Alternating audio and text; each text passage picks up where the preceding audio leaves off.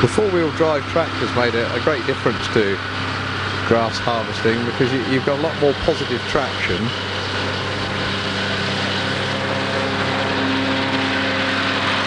Now there's a chance to peep underneath a bit.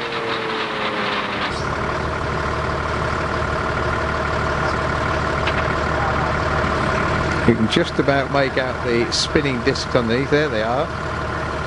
And those are the chaps that actually do the cutting.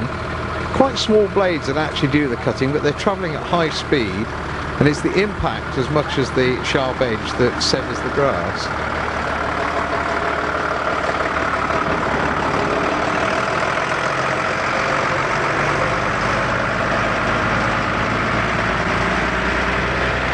There's always a ratcheting effect in grassland harvesting. As the implements get bigger, you put a bigger tractor on the front to get higher output, and then as soon as the bigger tractors are available, you try and build a bigger implement to keep the machine working.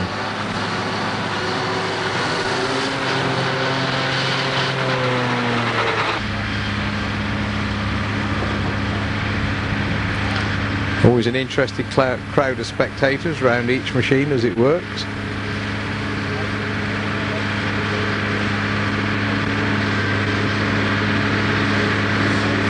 There's a lot of experienced eyes making a judgment there, and that's the significance of a demonstration as opposed to a static machinery show where all you can do is look at the machine when it's parked.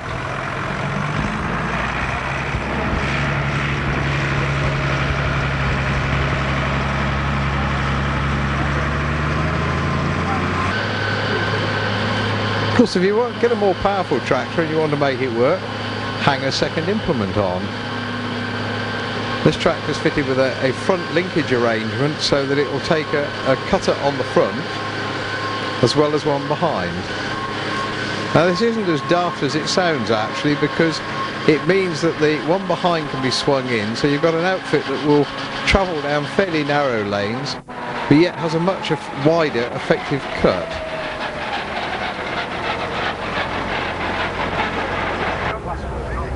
Because with a high output machine you need an awful lot of grass cut in a hurry. And you can see the different assessment techniques there. People scraping it with their boot, examining it.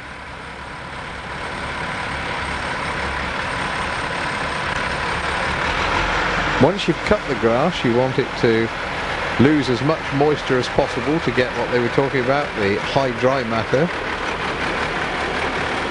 And if you keep the grass moving, you can get that extra drying effect. An implement like this will knock the grass to one side, and you're beginning to build up a row.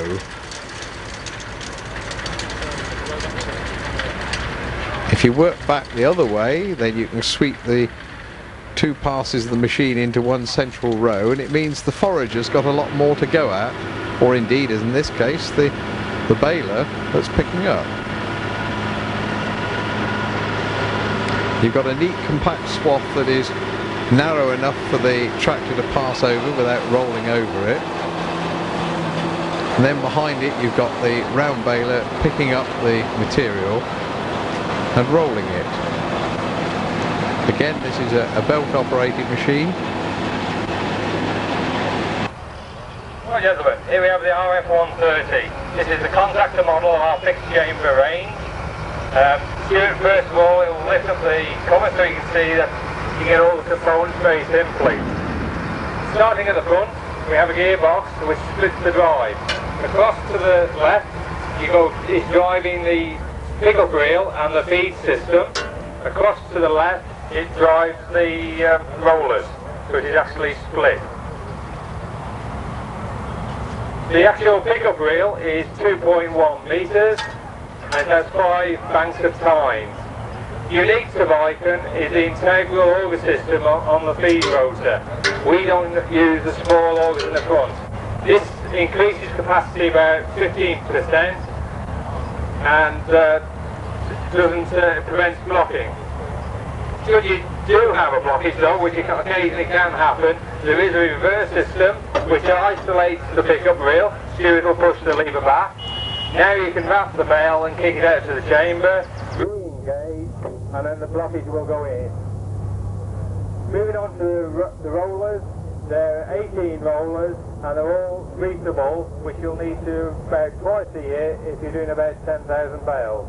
You might think a description like that's pretty dry as dust, but that means a lot to an operator that's assessing that baler compared with another one. Let's see the machine in action.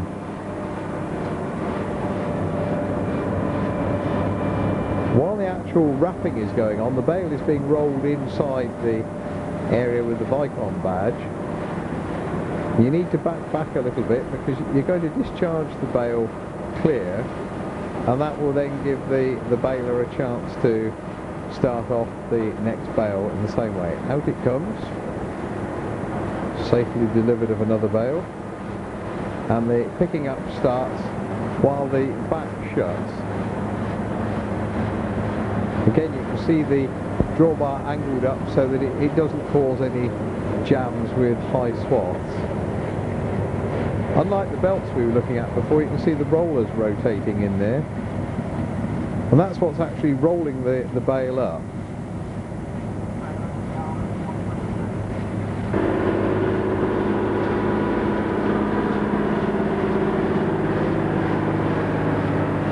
So it gobbles it up underneath there. The only disadvantage of the round baler is this business of stopping and reversing back, and those of you with long memories remember the old Alice Chalmers rotor baler that had the same problem. But now with a live power takeoff, the job's a lot easier. You can see the roller still rotating, ready to start forming the next bale.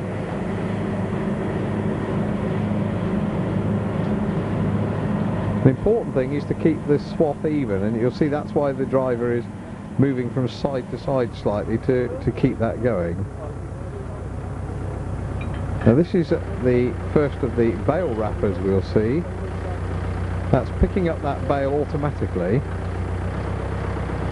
positioning it, and then you'll see an arm come out carrying what is effectively a relation of cling film, but it's black cling film, and that'll be wrapped around the bale to make a weatherproof and virtually airtight seal to keep it in.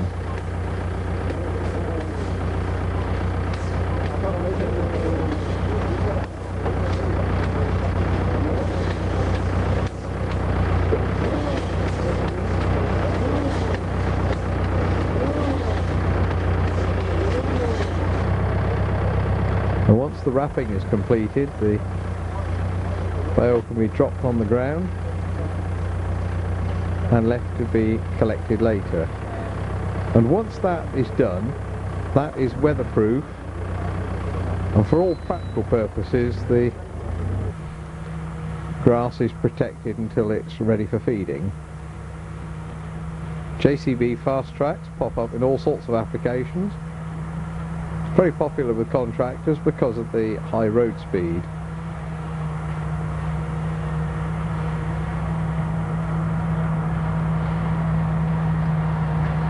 We're going to see another interesting demonstration of the problem of trees in a minute.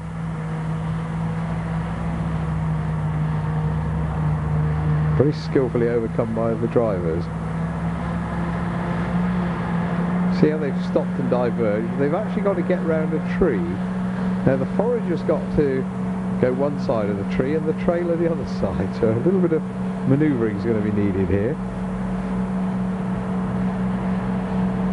Get the trailer as far forward as possible and then cut forward a strip until the tree blocks the flow of material.